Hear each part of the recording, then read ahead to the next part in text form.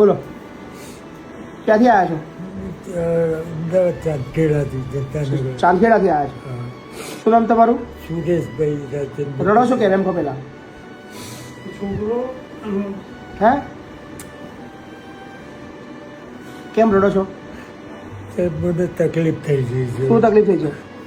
ઘરથી ઘરવાળા પરેશાન કરે છે. ઘર કોણ છે તમારા ઘરમાં? કોણ છે?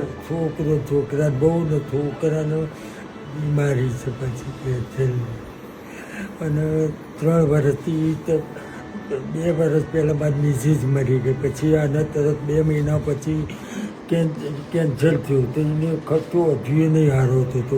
ખર્ચો બહુ કર્યો પણ હવે જોવા નહીં દેતી બધા.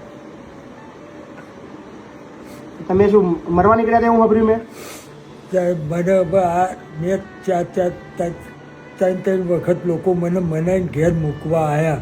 મેં બધાનું મન રાખ્યું અને આ 4 મહિનાથી પહેલાં બી હું 7 મહિના તો મારી મિસિસ મરી ગઈ ને તોય હું 7 મહિના તો બહાર કાઢું. મેં બહાર રહેતો હતો.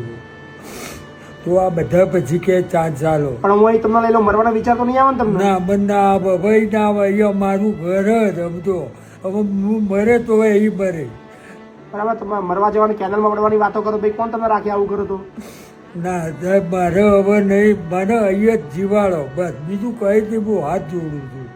હવે હું છેલ્લી તાન ઉપર છું. શું નામ તમારું? સુરેશભાઈ. કોઈ ચિંતા ના કરશો, અહીં લઈ લઉં છું. મરવાની વાતો નહીં કરવાની. ના એને પણ હવે સાહેબ છેલ્લું યાદ કોઈ ચિંતા ના કરો. હા ને? અને મને યાર બહુ મારી ગયા છે રાત 4 વખત.